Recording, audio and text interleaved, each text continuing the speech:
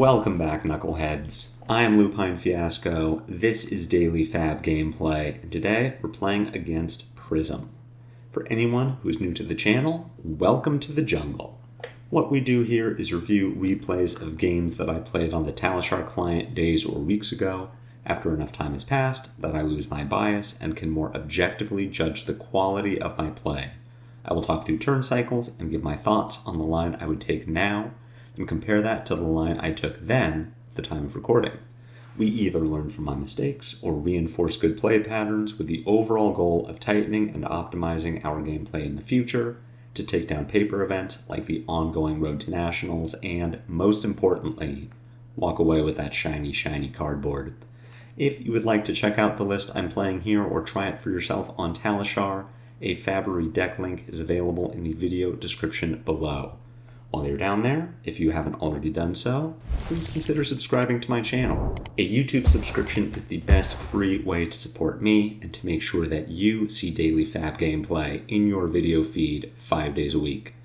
If you'd like to contribute a little more, then the best paid way to support me is through Patreon, and a Patreon link is also in the video description. A Patreon subscription will get you access to the DFG Discord. At higher tier levels, your name will appear in every DFG video, you'll get bonus DFG content every week, and there are even more great benefits to come. Daily FaB gameplay will always be free 5 days a week, so for those who can afford to patronize me, I truly appreciate it. Let's talk about our sideboard and about the Prism game plan. The last time we checked in with Prism, it was to say that 3 Minaris is probably very strong, but this time around, I can confirm that is the truth. Coming off the back of a win in the battle-hardened Liverpool, Prisms these days are experimenting with a full Luminaris Angel's Glow build. There is not an Iris of Reality to be found. This is a difficult deck to pilot with some very tricky lines, but the reward for doing so correctly is great. Genesis, left unattended, will keep cards flowing into Prism's soul, which will fuel her card draw engine named Soraya, Archangel of Erudition, resulting in grip after grip of powerful heralds coming our way. On paper, Kayo's best answer to Prism's heralds is to pop them with our numerous 6+ power attacks. In practice, Herald of Triumph and Celestial Reprimand will punish us for attempting to one-card block Phantasm. Finally, Arclight Sentinel will always threaten our Blood Rush Bellow turns, and, as very few KO lists are playing Gambler's Gloves, we're putting a lot of faith in our ability to roll Scabskins. As KO, our strategy is to play it slow and keep Prism's board clear. It's tempting to cut our non-blocks, but Pulping and Wild Ride will give us the chance to kill an Angel and an Aura in the same turn. Do keep in mind that Angels can be targeted by attacks. We don't want to leave it up to Prism to decide whether Soraya or Avalon die. Genesis is a high priority kill target at any point in the game, though Passing Barrage becomes much less dangerous if you can put Prism on the back foot. When you do find yourself in a position to start attacking Prism directly, you'll be happy to learn that roughly a third of Prism's deck has no block value. And since she starts at 32 health, a few solid whacks are all it will take to put Prism down. Board out your 5s, board in your 6s, and let's help Prism on her way into the light. We lose the die roll and we are going first. Thankfully we draw into a pretty solid hand with which to do so. Assault and Battery with Beat Chest is going to make us a Might and an Agility. As much as I would like to pitch Predatory Strike to find in the second cycle and attempt to kill Prism with Dominate, I don't want either of these blues in Arsenal. So we are just going to treat Predatory Strike as a 2-cost 6. We should be able to get the Dominate pretty easily, and doing so may result in sniping a Spectral Shield or maybe even an Angel. So it isn't the worst thing, but we definitely would have preferred it to be something else. Wartune Herald coming for 5. There is no yellow in Prism's pitch zone, so this does not have Go Again.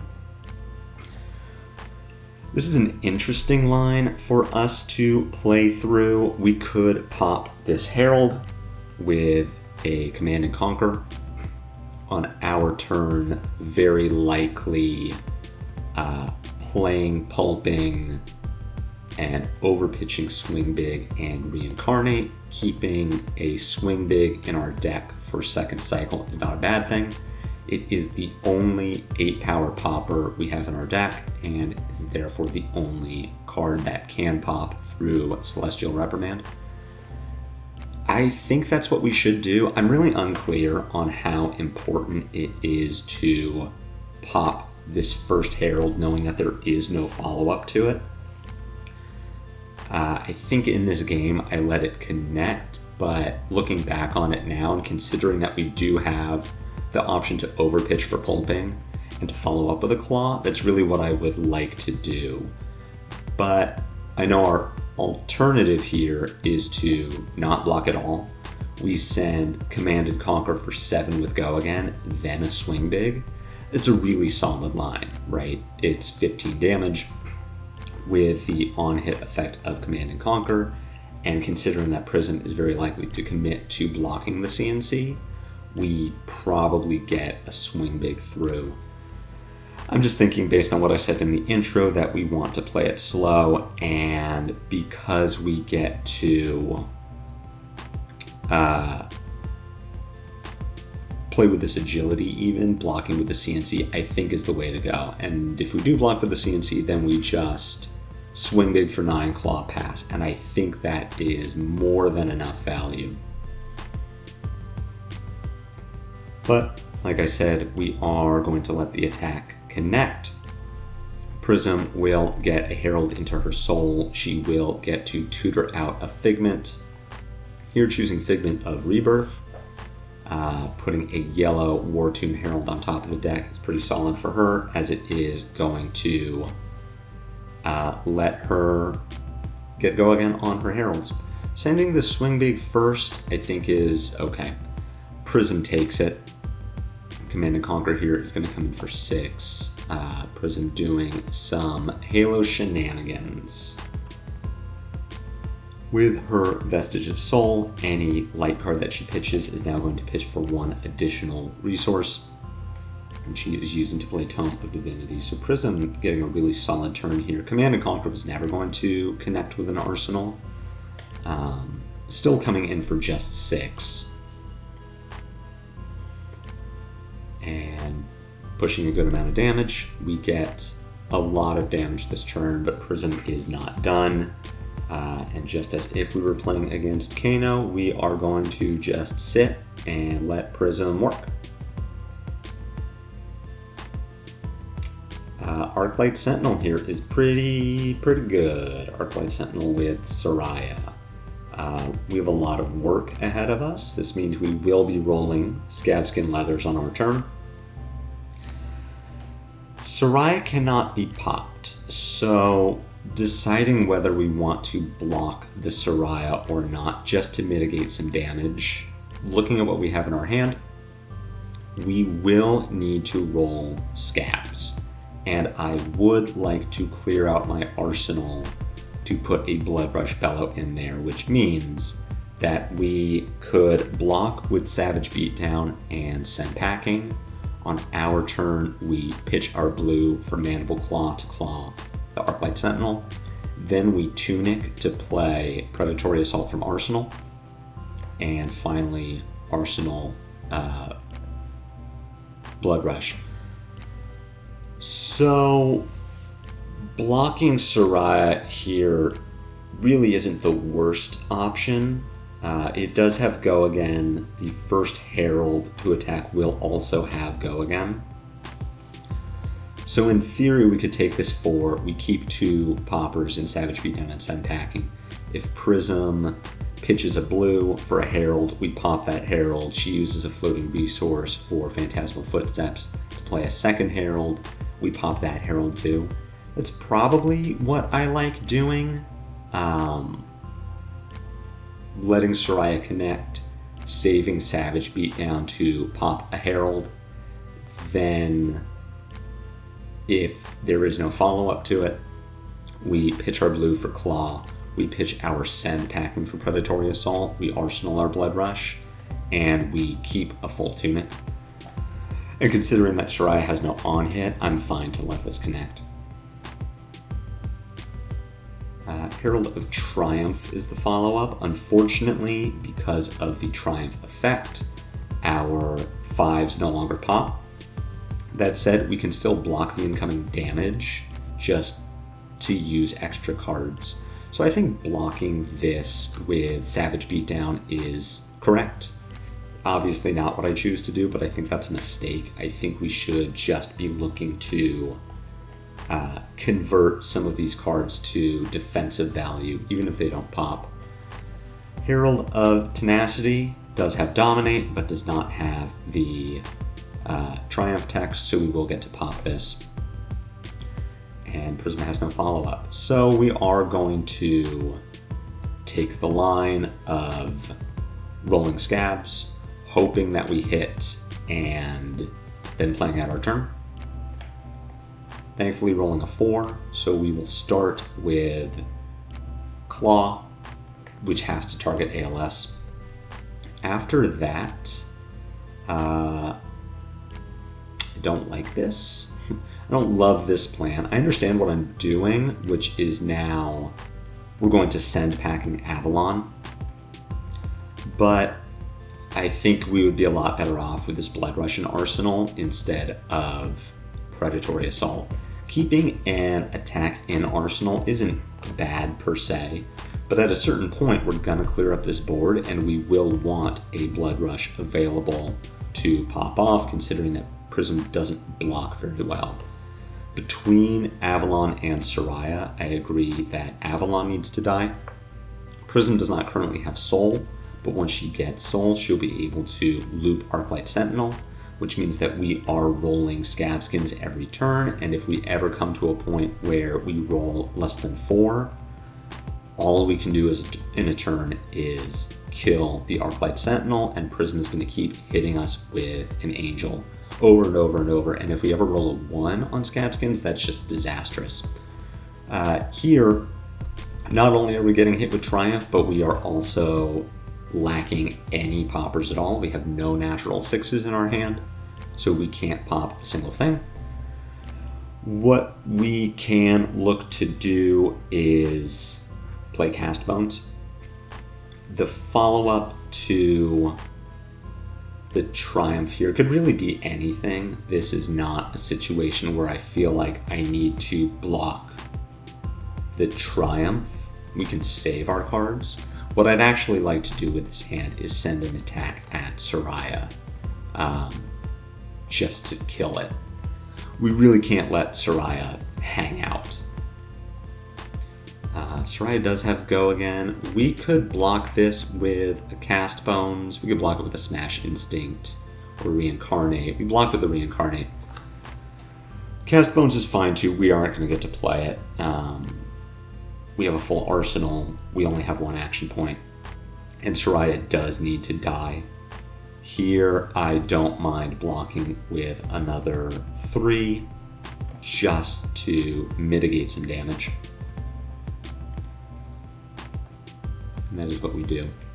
On our turn, we are just going to Smash Instinct Soraya because we can't let Soraya continue drawing cards for Prism.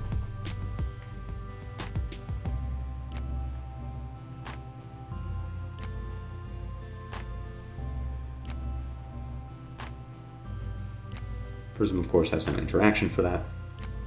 And we draw into a pretty decent hand of cards. What I like doing with Erudition here, we're definitely going to block, and I think we're going to block with Humble. But we are also going to block with Bonebreaker and Scabskin Leathers, even though Humble pops Erudition. I want to cover the rest of the damage to play around Celestial Reprimand. Erudition cannot be allowed to hit if you can avoid it, because as we saw with Soraya, Prism drawing 2 extra cards with an action point is incredibly bad for us. So we want to make sure that we're covering Erudition completely. Ideally popping it happens and Prism maybe has 2 yellows, a herald, and 2 yellow heralds, and she can't pay to use footsteps and also follow up with anything. We could also, I suppose, block with wage agility instead of humble, which plays around Prism having Figment of Triumph. But what are we doing on our turn? Probably firing off this Blood Rush. I think the rest of our options are not looking good. Outside of that, if we're blocking with one of these 2 red attacks, then the other line we have is yellow pulping, pitch Blood Rush, discard an attack, draw a new card. Maybe it's a blue and we get to claw or predatory assault. I think that's just worse than pitching a pulping to play a Blood Rush Bellow. So we should be blocking Erudition with wage agility, Bonebreaker, and Scabskins, but this is fine too. Whichever one is left in our hand is going to get discarded to Blood Rush Bellow. My thinking is just wage agility is harder for Prism to interact with as far as stopping Phantasm.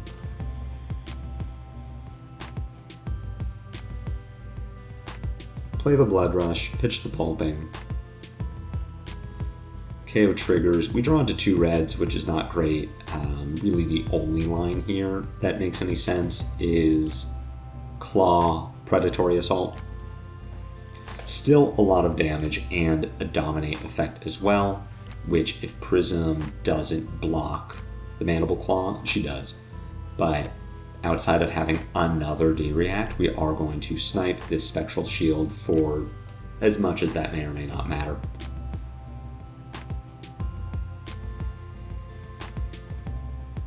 More than anything, Prism just takes 4 points of damage, and at this point, her board is looking very clean. She has these 2 Figments that she can flip, but they are not nearly as devastating as Soraya or Avalon.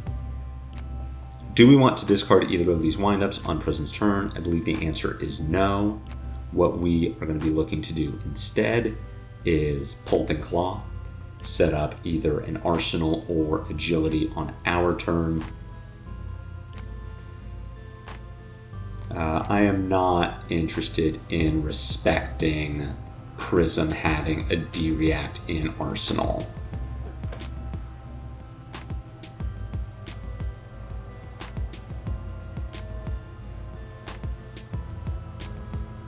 And in fact, she doesn't, so she is just going to take a bunch of damage. The follow-up here is just Claw. We're going to Arsenal a Wild Ride, and Prism is going to show us why she took a bunch of damage, which is to play Genesis. That's fine. She has 1 card in hand, 1 card in Arsenal. She can make her Spectral Shield, and we're just going to keep going. We have a Wild Ride in Arsenal, so very good way to convert a large hand, get this Genesis off the table.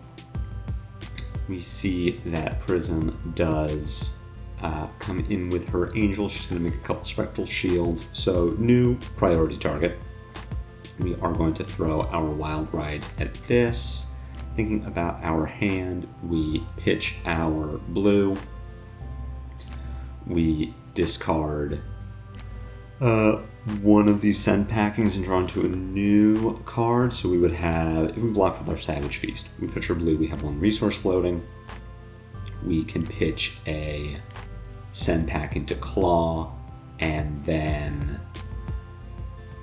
with the 1 resource floating, probably not do anything, but we would get to fill the Arsenal. So blocking with Savage Feast makes a lot of sense. I think we mitigate some damage.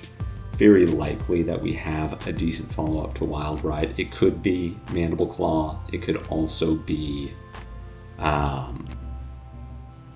2 cost 6 that we draw off the top of our deck. But here, taking 1 point of damage and keeping 2 Send Packings in our hand does give us the option to do something more impactful than Claw, or to at least put a Send Packing into our arsenal. Drawing Assault and Battery. That's a better one for the arsenal than Send Packing, I think. So we will just send Claw at Genesis. We want to keep Prism from making more Spectral Shields and putting more cards into the Soul. We can figure pretty well that she's out of Figments at this point. She has been hitting with Heralds and not grabbing Figments in their place. This Herald of Triumph is an easy pop for Wage Agility. That is why we have it in the deck. After that, we can see what Prism's follow-up is. For our turn, at this point, I'm looking at Assault and Battery from Arsenal, discard Wild Ride, make Might, Agility, Arsenal, Cast Bones. We'll see if Prism does something that would take us off of that plan. And she does not. So I do like just getting that agility on the table, setting us up to do something more impactful on our next turn, or at least at a minimum Claw Cast Bones. What we're doing instead is Wild Ride for 7, go again. We're going to get to follow this up with a Claw. This is a higher damage line. I think it is a lower value line, and anything that says we don't get to play Cast Bones, I think is wrong. Coming in with Assault and Battery does put a lot of pressure on Prism, but even so, I think this is most likely a worse line because we aren't setting up for Cast Bones, which is something I'm really interested in doing. We do clear the Spectral Shields and put Prism on no cards. Our follow-up to this is just going to be Swing Big for 9, Arsenal, Savage Beatdown, Pass. Not the most impactful line, and you can see how this would be a lot better if we had Agility and Cast Bones in Arsenal. Yeah, Prism would have gotten to do more on her last turn, but we also drew into some poppers in case she did play a Herald. I think we just would have been a lot better off with the Assault and Battery line to enable our Cast Bones. Prism, of course, has no resources to attack with her Angel, so we draw into a really great hand. We don't need to discard any windups on Prism's turn, because what we're going to do is pitch a Smash Instinct to attack with Mandible Claw. Then we can discard our blue windup to make Might and Agility and give Claw go again. Then with our floating resource, we pitch yellow Agile windup to play Savage Beatdown, which discards Beast Within and gives us a card for the arsenal. That's going to be a 15-point turn, making Might and Agility and setting us up for a 5-card hand with a Tunic. I'm feeling really good about where we are at in this game.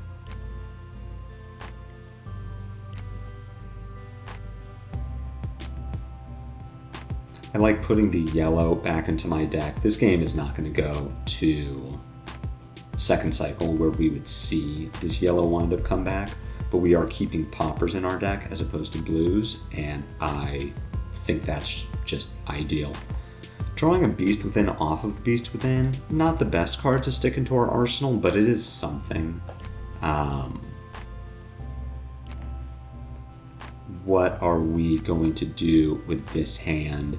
We have Agility, so we can just start with Pulping, and if Prism has the D-React, then she stops the Pulping. We still have Go Again because of the Agility, and we can keep going. If she doesn't have a D-React, then she just dies. So starting with Pulping, I think, is the ideal situation. Something like Command and Conquer for 7 Go Again makes sense too. We could potentially snipe a D-React from Prism's arsenal, but this just wins the game, which it does in fact do. A average value per turn of 9, very impressive, compared to Prism's 7. Oh, just your average Prism game. Throwing damage at Spectra is really going to lower your average value per turn. But we get there with a very comfortable life total. we still had Flesh Bag, still had all of our equipment available with some Battle Worn on Bonebreaker and Scab Skins, but that's a very good showing for Prism. Now, of course, it's a difficult deck to pilot. I can't speak for my opponent's proficiency with the deck. I think outside of very high caliber players, Prism is going to be difficult to pilot and difficult to get wins with, but as Kayo, we have a real advantage just in our density of poppers, and that's why we are boarding out our 5s and boarding in our 6s. E-Strike is a really great card for gluing turns together and converting a 4-card hand to offense without agility, but we just want 6s that pop. And we even got value out of our Savage Beatdown, which otherwise is in the deck as a popper. But we took it slow, we didn't overcommit to damage on Prism, we didn't leave any of the bad auras on the table, prioritizing killing Genesis and passing Mirage early, prioritize killing the angels that are either going to draw cards for Prism and fuel these big turns, or killing Avalon and making sure Prism can't loop the Arclight Sentinel that punishes us if we ever roll a 1. Eventually Prism will run out of figments, and once she doesn't have angels to keep on the board, that's when you're going to start hitting her, and that's when you're going to get the lethal damage because her deck doesn't block very well. And even when it can block, she needs to keep cards in hand if she wants to do anything more than a single Herald in the turn. And if her turn is a single Herald, we give 1 card to pop it, and then we just keep throwing damage. And that's exactly what we saw here. So I hope you enjoyed this game. I hope you found it helpful. If so, be sure to assault and batter that like button. My comments are always open if you have any questions or feedback. Once again, if you have not already done so, please consider a YouTube subscription. They're free and they help me a lot. But whatever you do, I'll see you back here next week for more daily FaB gameplay. Good luck in your road to Nationals this weekend. I hope you all qualify for Nationals. I will hope to see you there, but I will definitely see you next week. And until then, take care.